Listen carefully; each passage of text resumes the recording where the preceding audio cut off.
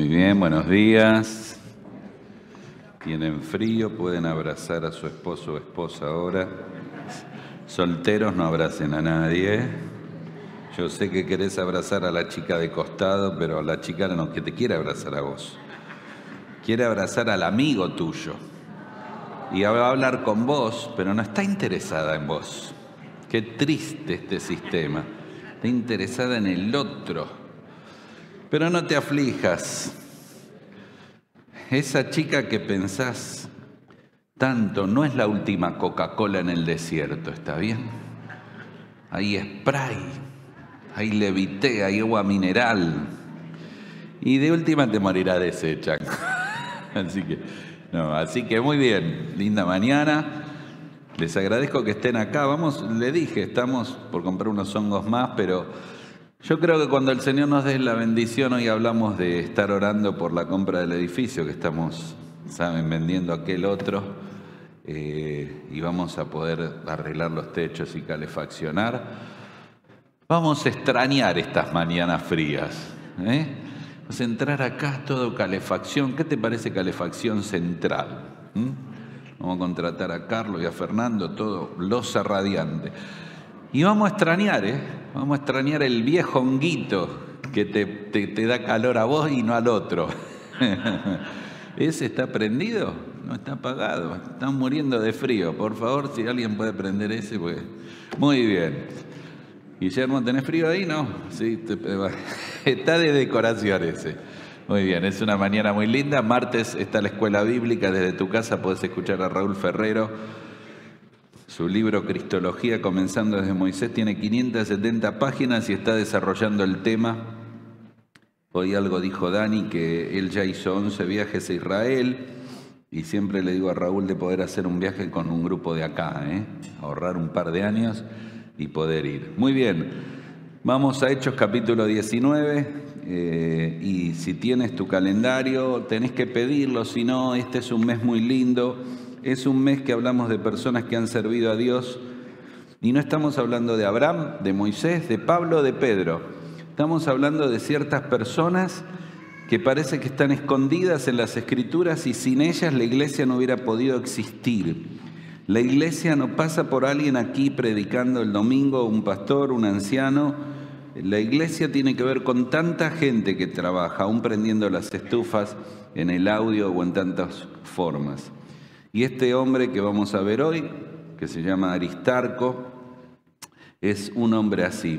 Voy a leer la historia, el contexto. Hay 5 menciones de Aristarco, pero voy a leer el verso 23 del capítulo 19. Te ubico, Pablo estaba en Éfeso, una ciudad enorme, comercial, cosmopolita, con un puerto grande, con una ruta comercial, y tenían un tremendo templo a la diosa Diana, y como todo templo y paganismo, había un comercio enorme con templecitos de la diosa Diana. Vendían los templecitos, ¿viste? Y andaba bien el negocio hasta que llegó Pablo y predicó el evangelio. Entonces dice en el verso 23, hubo por aquel tiempo un disturbio, y no fue pequeño, acerca del camino.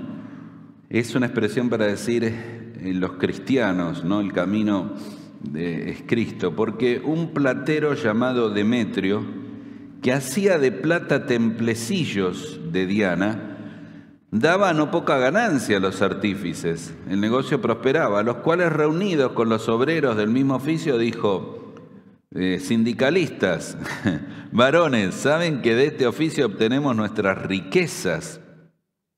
Pero ven y oyen que este Pablo, no solamente en Éfeso, sino en casi toda Asia, ha apartado a muchas gentes con persuasión, diciendo que no son dioses los que se hacen con las manos.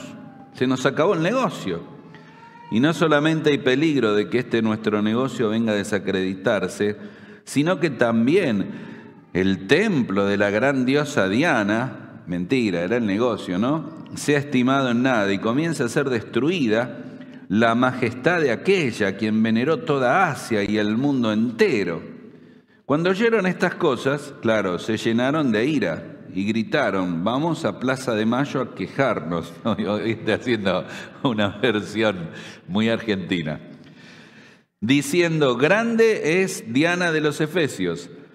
Y la ciudad se llenó de confusión, y a unos se levantaron, a una se lanzaron al teatro público enorme que había allí, y arrebataron a 2 hombres, 2 cristianos, a Gayo y Aristarco.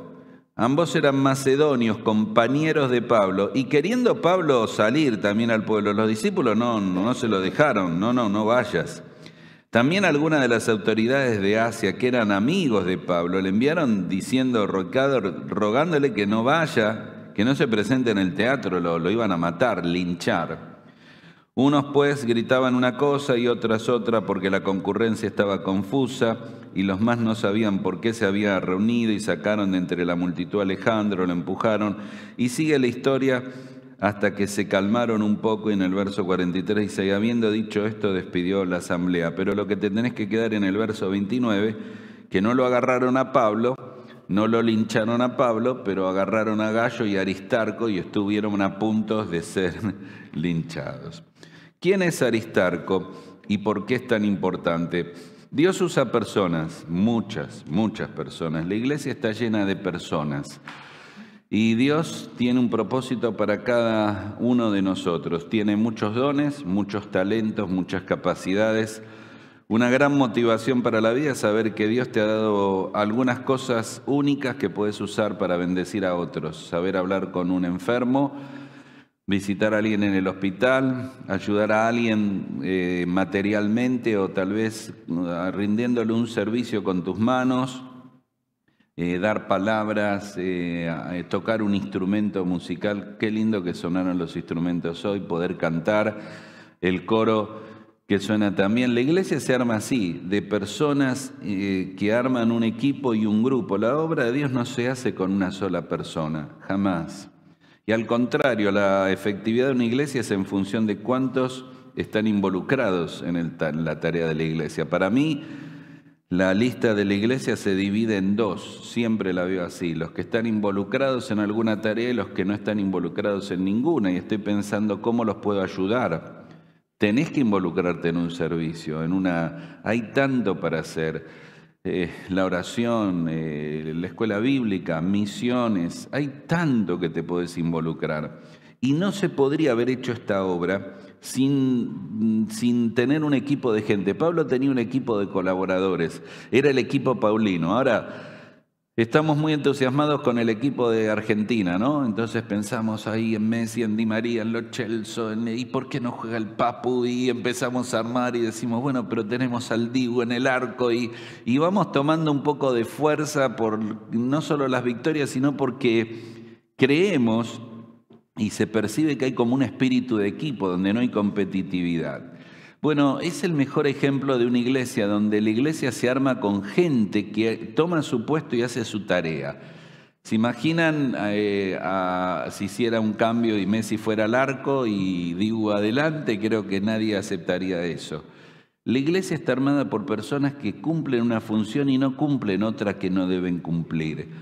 Y eso es fantástico porque así fue el equipo de Pablo. Yo te voy a mencionar el equipo paulino. Puedo usar varios términos. Hay uno que usa acerca de Aristarco, que es colaboradores. En un momento vamos a ver esas 4 cosas que tenés en tu boletín. Pero la palabra colaboradores, que después la voy a explicar, es una mención que hace de Priscila y Aquila, este matrimonio que vimos el domingo pasado. Es una mención así que hace de Timoteo en Romanos 16, que dice que es su colaborador, de Tito en 2 Corintios 8, 23, que es su colaborador, de Urbano, un nombre muy particular. No voy a hacer mención si vivía en el campo o es un chiste malo, pero Urbano era uno de sus colaboradores en el equipo. Clemente en Filipenses 4.3, Epafrodito, Filemón, en Filemón también 1.1, y por último en el verso 24 de Filemón habla de Marcos, Demas, Lucas y Aristarco como colaboradores. Todos esos eran el equipo paulino. Impresionante. Tanto leemos las cartas de Pablo, tanto vemos los viajes, que se llaman los viajes de Pablo, misioneros, y nos olvidamos que no fue solo, siempre hubo personas alrededor. Tal vez al terminar esta mañana quedes enamorado del modelo de Aristarco.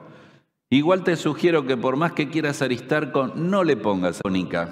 Tesalónica había una comunidad en una provincia, acordate que no había países, había un imperio romano que dominaba que se llamaba Macedonia. Macedonia estaba Tesalónica, Filipos y Berea. ¿Te acordás que un día Pablo iba hacia un lado de Europa y Dios lo mandó hacia el otro, que estaba Asia y Europa y Dios desvía el camino? Y dice, en esa noche un varón macedonio pasa y ayúdanos. Esta es la idea de la dirección que Dios le dio a Pablo y posiblemente Aristarco se convirtió bajo el ministerio del apóstol Pablo. Así que Pablo tuvo varios en su equipo de la iglesia de Tesalónica. ¿Sería una iglesia misionera la iglesia de Tesalónica? ¿Sabes que la carta de Tesalonicenses es la primera carta que escribe Pablo, cronológicamente, aunque no está así en tu Biblia? Y sabes que es la carta que siempre tiene encomios, cosas de alabanza, no los exhorta como a los corintos, no los recuerda ciertas cosas como a los gálatas, no, a los de Tesalónica los anima y habla de cómo ha llevado el evangelio hasta el fin del mundo. Y cuando uno piensa en esto, piensa en personas como Sopater, segundo de Tesalónica. Segundo era un nombre que se usaba, por eso en Romanos dice saluda Tercio. Claro, los padres no se jugaban mucho, ¿no? El segundo, tercio, el cuarto. El problema era el 11. Onceavo, vení para acá, era un problema. Pero sí, Tercio, que se menciona en Romanos 16. Segundo era, y siempre la ciudad de Tesalónica, Jasón y Gallo, que también eran macedonios. Muy interesante la perspectiva, que Macedonia era una iglesia que enviaba gente a las misiones, y Macedonia tenía iglesias conocidas por sus ofrendas, que son lo que en 2 Corintios 8 dice, y ellos dieron, los de Macedonia, ¿no?, de su profunda pobreza. Incluso en 2 Corintios 8, 18 dice, el hermano que trajo la ofrenda desde allá, y no lo menciona. Algunos dicen, bueno, puede ser Lucas, pero la idea no es importante, pero posiblemente sea Aristarco el que llevó la ofrenda, porque la ofrenda no había transferencia bancaria, ¿no? Así que tenían que trasladarla. El traslado de la ofrenda era un traslado de responsabilidad, era un dinero que no era tuyo y que era de la iglesia para otra iglesia. Así que ves una iglesia comprometida con la obra de Dios, y en esa iglesia había varios, en ese equipo de Pablo, varios de Tesalónica, y Aristarco era un creyente allí en Tesalónica, una comunidad elogiada por su generosidad. 4 cosas sencillísimas, importantísimas de Aristarco. En primer lugar, Aristarco estaba. Eso es lo que tenés que poner allí, Aristarco estaba. Siempre estaba. Si vos lo lees, yo lo voy a mencionar, no voy a leer cada texto, pero fue con Pablo cuando estaba en Éfeso. Eso estamos leyendo recién, ¿no?, que estaba en Éfeso, pero él era de Tesalónica. Luego ves que Pablo en el capítulo 20, lo voy a leer porque está ahí cerquita, verso 4, dice, y le acompañaron hasta Asia Sopater de Berea, Aristarco, segundo de Tesalónica, Gallo, que también era de Derbe, de la comunidad a Macedonia, y Timoteo, y de Asia, Tíquico y Trófimo. Estos, habiéndose adelantado, nos esperaron en Troas. Así que Aristarco estaba en Éfeso, aunque era de Tesalónica. Después estaba en Jerusalén yendo con Pablo, después fue a Troas y después fue con él a Roma, saliendo desde Cesarea. Todo lo que te digo rapidito son ciudades muy distantes, con mucho movimiento, y Pablo iba y en todo lugar siempre estaba en la lista Aristarco, Aristarco, Aristarco. No sé si te parece menor esta expresión, estar en un lugar. Si te parece importante decir Aristarco predicaba, enseñaba, aconsejaba, seguramente hacía todo eso, pero Aristarco estaba. En 1 Corintios capítulo 4 dice que Dios nos ha dado la administración, somos mayordomos de tiempo, de dones, de dinero, de recursos. Pero ¿qué se requiere de los administradores? Verso 2, que sean capaces, que tengan muchas cosas. No, que sean fieles. ¿De qué sirve alguien que cante maravillosamente pero que nunca venga a un ensayo? ¿De qué sirve que alguien que toque una guitarra pero no venga a tocar la guitarra o no llegue en el horario que tiene que venir, porque aquí es donde la capacidad se encuentra con la fidelidad y ese es el problema. Por eso alguien dijo que los hombres de voluntad son los que, y como mujeres, ¿no?, que llegan y no los inteligentes.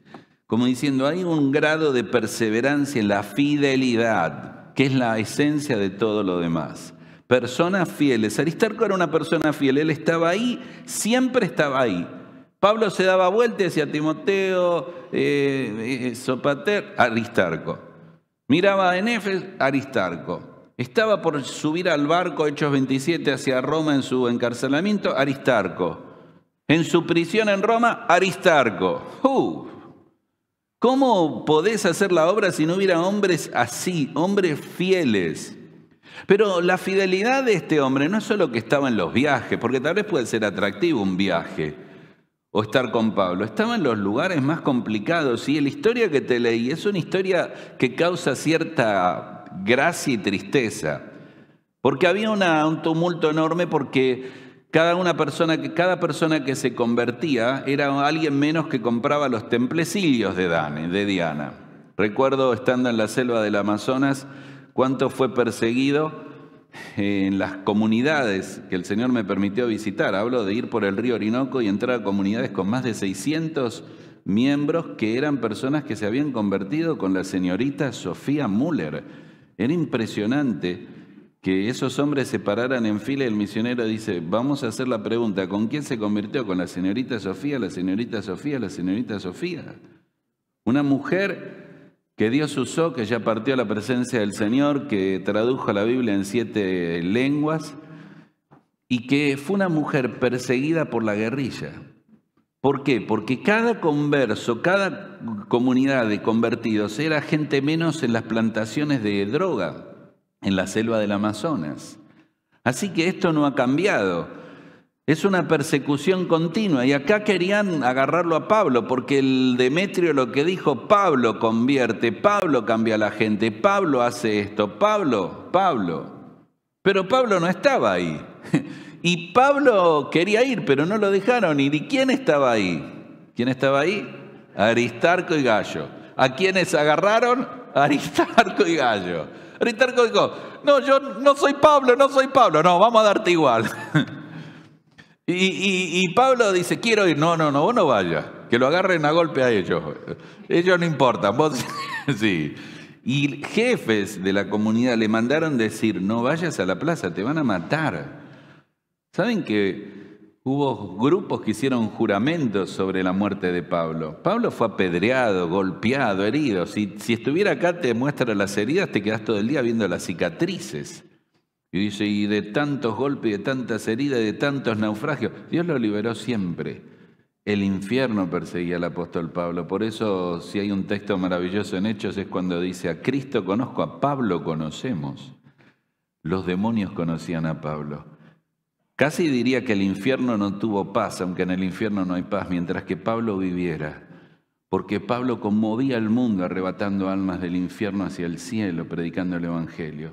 Pero no lo agarraron a Pablo, lo agarraron a Gallo y Aristarco. Es estar allí y obviamente sabemos por la lectura y sabemos por el contenido y la continuidad de la historia que no murió ahí, pero que lo tomaron, lo llevaron al teatro y lo tomaron a él y al otro, Gallo, que también era de Tesalónica, de Macedonia, y les querían agarrar a ellos ya que no agarraban a Pablo, después lo agarraron a Alejandro. Así que cuando hablamos de alguien que está, es alguien que sabe estar en todos los momentos. Por eso la Biblia en Proverbios, cuando habla de la amistad, habla de un amigo que ama en todo tiempo. Y si quieres tener un buen amigo como hombre o una buena amiga como mujer, tené a alguien que esté en todo tiempo. Que esté no solo cuando tenés una fiesta o un cumpleaños o salen a comer, sino cuando estás enferma o enfermo y necesitas a alguien. Una iglesia se hace con personas que están. Por eso cuando pienso en las reuniones de oración, en la escuela bíblica, en la escuela dominical, en el club bíblico, en los jóvenes mayores, en los matrimonios más jóvenes, en los matrimonios jóvenes, en los matrimonios VIP, en libres para servir, en la reunión femenina y en misión, y creo que no me olvidé de ningún grupo, y en mantenimiento, pienso en personas que siempre están. Y tengo que agregar en personas que nunca están. No es una pena personas que dicen, es que no puedo, no tengo tiempo, tengo trabajo. Todos tenemos trabajo, tengo deudas, todos tenemos deudas. Tengo que cumplir con, todos tenemos que cumplir con algo, pero este tiempo, por eso una de las mayores cosas que una persona puede dar. Yo vivo agradeciendo a cada persona que sirve al Señor acá, porque da algo muy valioso, que es su tiempo. Dar el tiempo de venir. No es solo venir y pintar una pared, es el tiempo de dedicación. Aristarco estaba. Y eso debe quedar grabado como un elemento fundamental de la vida. En segundo lugar, Aristarco hacía. Cuando llegas a Filemón 24, porque Filemón tiene solo un versículo, un capítulo, ¿no? Él menciona esta lista y Pablo pone esta palabra que quiero por un momento dedicar su atención. En los 25 versículos de Filemón, en el 24 pone Marcos, Aristarco, Demas y Lucas, mis colaboradores. Cuando hablamos que de Aristarco hacía es que no iba solamente a estar y a sentarse y calentar un banco. Él era un colaborador. La palabra colaborador es una palabra que usa Pablo muy interesante. La palabra griega es muy interesante. Quiere decir un compañero de trabajo o un ayudante. Es alguien que trabaja en compañía de alguien. Hay otra expresión, el verbo es trabajar con alguien. Y la forma más común se refiere a compartir el trabajo, cooperación. Así que no solo trabaja con alguien. No es un trabajador independiente. La obra de Dios se hace con trabajadores codependientes, donde uno ayuda a otro. No es que vos vas y haces la obra solo. Y esta palabra colaborador es sublime. Pablo la usa, por lo menos tiene 3 intenciones. Puedes anotar más. Primero la usa para describir a los que le ayudaban. Eran colaboradores. Sí, amigos, discípulos del Señor, eran colaboradores. Yo puedo sentir y saber que este es un colaborador. Así que yo puedo decir, bueno, en la iglesia puede haber 100, 200 o 500, pero distinto es decir, este es un colaborador. Este es alguien que colabora, este siempre suma, siempre ayuda. No está para criticar, no está para corregir, está para colaborar. Esta es la descripción número 1 que hace Pablo con esta palabra. En segundo lugar, Pablo usa la palabra para honrar a estos compañeros de trabajo. Ellos no son gente común, dice, son colaboradores. Colaboradores míos y colaboradores de Cristo. Ponele el título. No es un pastor predicador, es un colaborador, es alguien que está ayudando con. Esta es la honra que merecen. No sé mucho de Aristarco, no sabemos todo de Priscila Aquila o de Dorcas que vamos a ver, pero esta palabra es una honra que Pablo le da. Y en último lugar, Pablo usa esta palabra para fortalecer la autoridad de ellos, para recordarles y a la gente y a ellos que colaboran. En un momento voy a mencionar un texto en 1 Corintios muy llamativo, pero quiero que sigas esta palabra.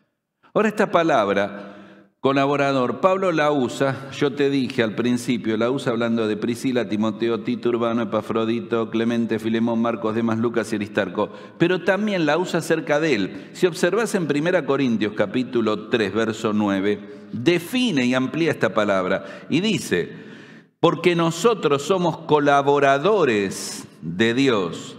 Y ustedes son labranza de Dios, edificio de Dios. Somos colaboradores de Dios. Colaboradores de Dios. ¿No es un privilegio saber que has sido colaborador de Dios? Es demasiado. Hacer una gran obra, la obra de Dios y yo ser parte. Si el Señor nos da la gracia de comprar este lugar, que lo va a hacer y tantas cosas, vos has sido parte con tu ofrenda, con tu ayuda. El pincel que levantaste para pintar esa pared, sos un colaborador de Dios. Estamos colaborando con Dios. ¿No es sublime esta concepción de colaborar con Dios? De las maneras más extrañas. A ver, este es el privilegio. Dios podía hacer la obra de Dios sin nosotros. Y la hace muchas veces a pesar de nosotros. Pero Él ha decidido hacerla con nosotros. Esto es inexplicable. Por eso esta lucha, Dios salva a personas, pero quiere usarnos a nosotros como instrumento. Los ángeles anhelarían el privilegio que tenemos nosotros de proclamar el evangelio de Cristo a otra persona. Somos colaboradores de Dios. Este es el problema cuando llego y tengo que cruzar una frontera y hay que llenar para qué vine y qué hago. Y lo que uno diga puede ser problemático, pero yo tendría que meterme en un lío porque viene de turismo, no. Viene con un trabajo y tendría que decirle sí. ¿Y le van a pagar? No. ¿Y pero cómo va a venir a trabajar y no le pagan? No, porque... ¿Pero para quién va a trabajar? Y ahí se complica más el asunto. Porque le tendría que decir, trabajo para Dios. Ah, no, llévenlo, llévenlo al manicomio. Y Dios paga, y Dios bendice. Y entendés que cuando el Señor dijo, en los negocios de mi Padre debo estar allí, debo estar involucrado, es necesario. También no vengo por los negocios de mi Padre, podría decirle. Peor, ¿y quién es su Padre? Dios. Ya la complicamos más. Esto es lo que vos y yo somos, colaboradores de Dios. Esto es lo que era Aristarco. Quiero que engrandezcas la imagen de Aristarco para que sea un modelo de tu vida. Que mientras que admiramos a Pablo y a Pedro, admiremos a Aristarco. Hombres fieles que armaron la obra de Dios y que fueron como Pablo colaboradores de Dios y trabajadores en el reino de Dios. Ahora viene un texto notable en 1 Corintios 16, que habla de la misma palabra. Y dice, capítulo 16, verso 16, allí, os ruego que os sujetéis, está hablando de otras personas, ¿no? La familia de Estéfanos, de Acaya, que se han dedicado al servicio, está hablando de otras personas, de Apolos, verso 12, dice, os ruego que os sujetéis a personas como ellos y a todos los que, la palabra griega es colaboran y trabajan. Dice, les pido que se sujeten a personas que colaboran con Dios, que sigan a personas que colaboran con Dios, que ayudan y trabajan. ¿Sabe? Esta es la idea de sujeción de reconocimiento, de reconocer esas personas. Es la idea de respetar esas personas. Es la idea de el modelo que esas personas representan. Son personas dignas de sujeción. Porque su fidelidad y su lealtad hacen la diferencia. No recuerdo un lugar donde haya estado, una iglesia que el Señor me haya permitido viajar, que no he visto personas, hombres y mujeres así, fieles, leales, que están, como decimos, detrás de la escena, sosteniendo todo, haciendo todo, manteniendo todo. Personas que no les importa figurar, que escapan de este lugar porque Dios no les dio este lugar. No les dio tal vez el don para comunicar la verdad, pero la viven de tal manera que sostienen la obra de Dios. Es una cuestión que hay un cambio en la mente cuando pensás, lo estoy haciendo para Dios. Lo estoy haciendo para Dios. ¿Qué pasa si esta tarde viniera el Señor Jesucristo a tu casa? Ustedes saben cómo es, ¿no? Las mujeres cuando viene alguien de visita, ¿cómo hay que limpiar la casa? Y el día que viene el novio de la nena por primera vez, hay que barrer, limpiar, lustrar, sacar la cerámica, pulirla y volverla a poner. Porque es así. Y lo que no saben que el novio primero es hombre, no sabe nada, no distingue los colores. Mujeres, los hombres no distinguimos los colores, no nos pidas que te traigamos del placar la pollera o camisa turquesa, no tenemos idea de qué es el turquesa. Está bien, menos ¿cómo es el otro nombre de ese color raro que es un... no sé ni... Terracota menos, no, ya, olvídate, ya está fuera de blanco. Hay otro nombre que a veces dice, el salmón. Salmón es un pescado, hermana, que lo como a la parrilla. Yo pongo 10 hombres y le digo, decime de qué de estas camisas color salmón no pega uno. Entonces, ¿por qué no fuimos a este lugar? No sé. Estamos hablando de que, a ver, cada persona cumple su tarea, cada persona cumple su función. Y que Dios se goza y es la maravilla de la multiplicidad de la persona que está colaborando en su área, haciendo su tarea, siendo de bendición para el pueblo de Dios. Y haciéndolo con esta devoción de alguien que colabora, que es un compañero, que está ayudando a Dios, colaborando con Dios. Yo quiero decirte que si el Señor Jesucristo viniera esta tarde a la casa, harías una limpieza mayor que la que si viniera un novio, ¿no? ¿Y cómo lo atenderías en la mesa? ¿Y qué plato le pondrías? ¿Y qué comida harías? Bueno, es exactamente igual como hay que hacer la obra de Dios. La obra de Dios tiene que ser hecha así, con esa devoción, esa dedicación. Yo no sé cómo limpias tu casa, pero la iglesia hay que limpiarla distinto. ¿Cómo preparas tu mesa? No sé, pero la mesa que preparo para dar la comida a un matrimonio es distinto. Estoy sirviendo a Dios, estoy siendo colaborador de Dios, le estoy dando dimensión. Esta es la palabra que hoy se usa mucho, que es excelencia. Pero no es solo excelencia, es el reconocimiento de que mi obra, lo pequeño que haga, tiene que tener una inmensidad que es para Dios. Siempre, siempre buscar lo mejor que es para Dios. Como aquel hombre que siempre me causa gracia, lo recuerdo porque tenía un frigorífico, ¿viste? Y tenía jamones, qué bueno los jamones. Jamones colgados, ¿viste? Los jamones nunca los ves y decís, me gustaría uno.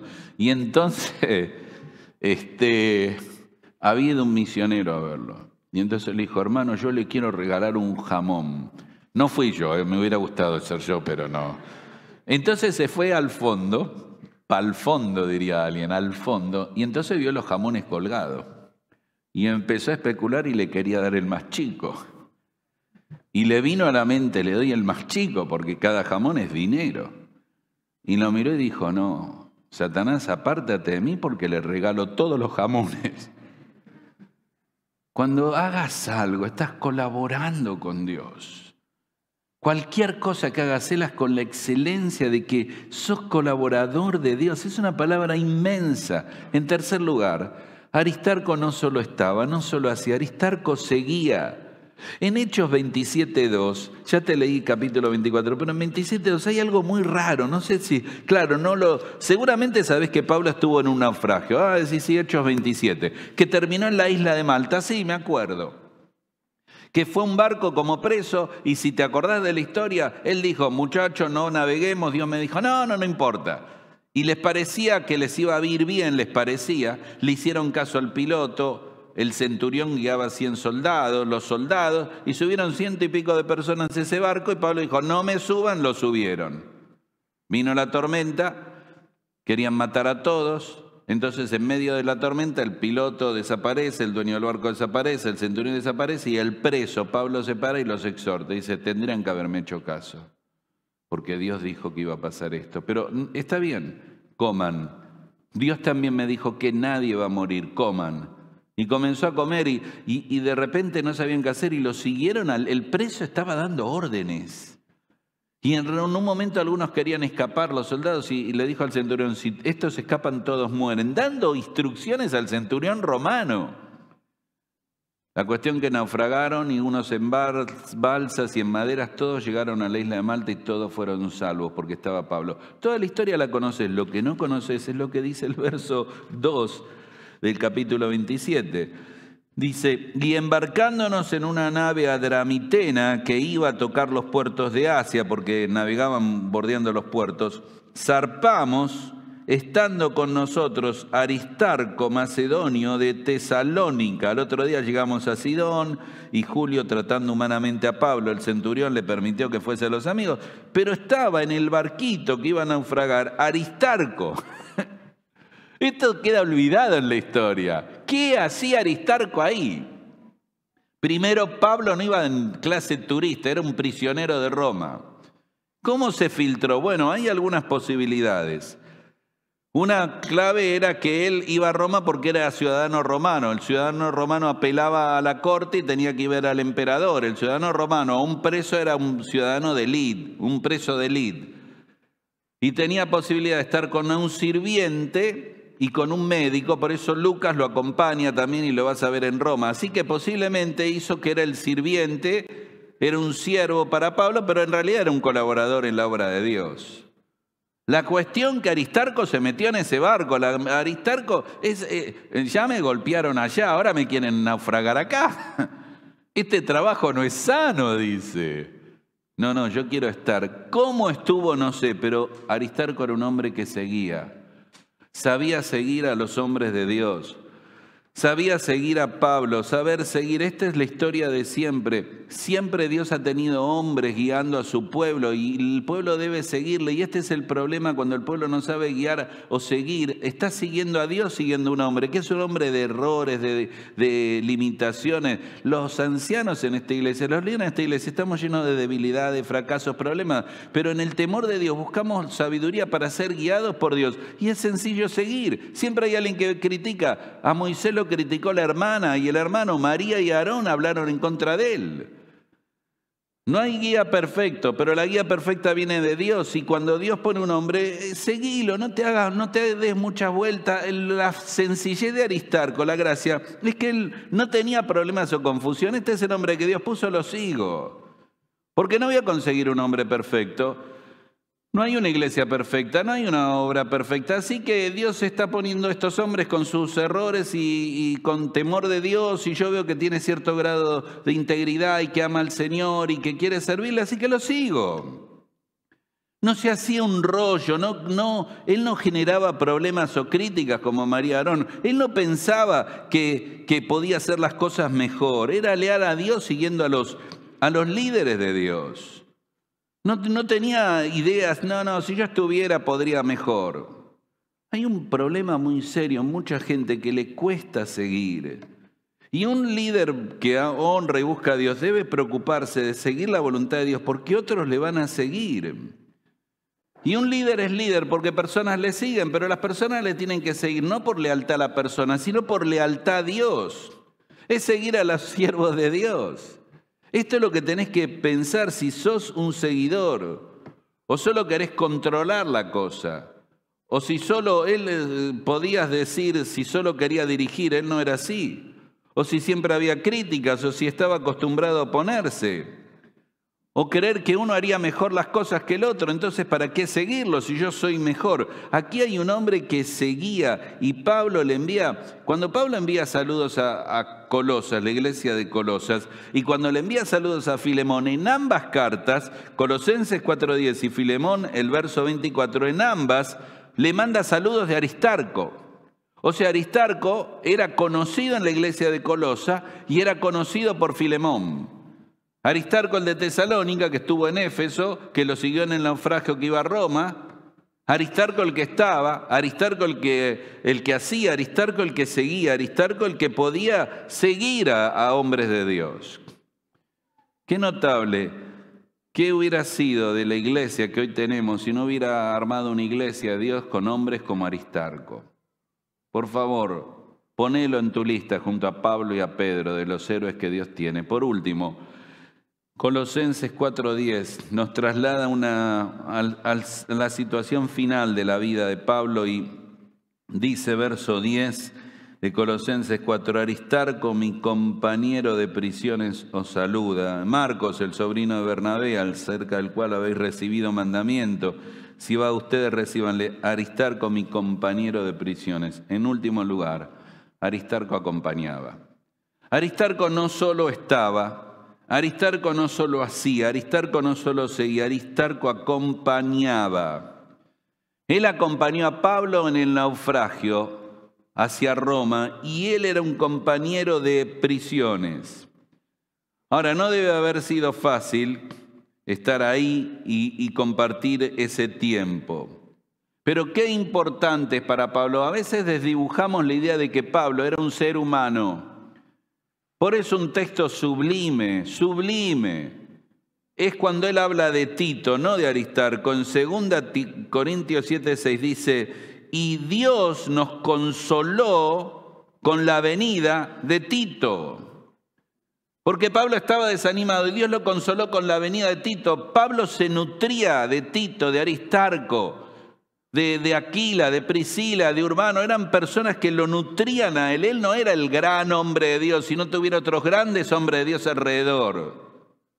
¿Cuántos yo he necesitado a lo largo de la vida? Hombres que me animen, que me alienten, que me acompañen. ¿Qué es lo que necesitas en la vida? Alguien que te acompañe. Tenés que ir al médico, alguien que te acompañe.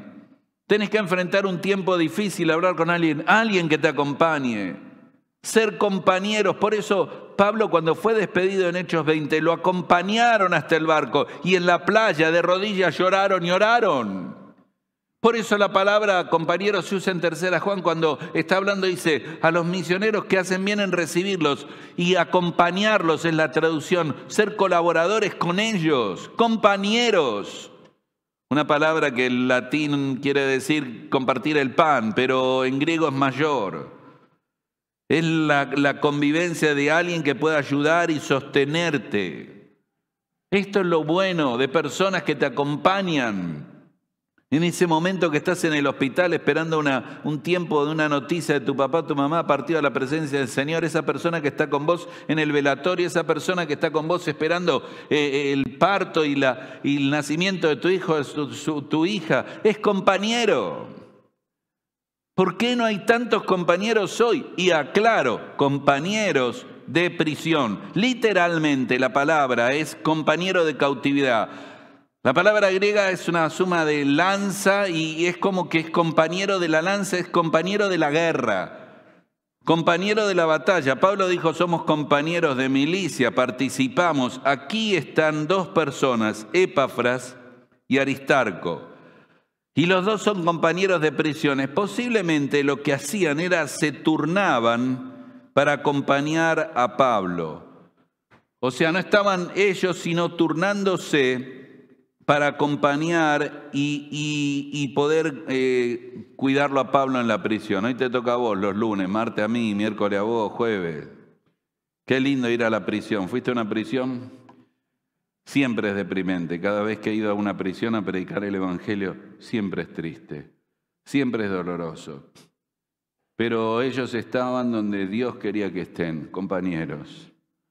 Y saben que la palabra aún es mayor porque lo que Pablo dice es igualmente sujetos a Cristo.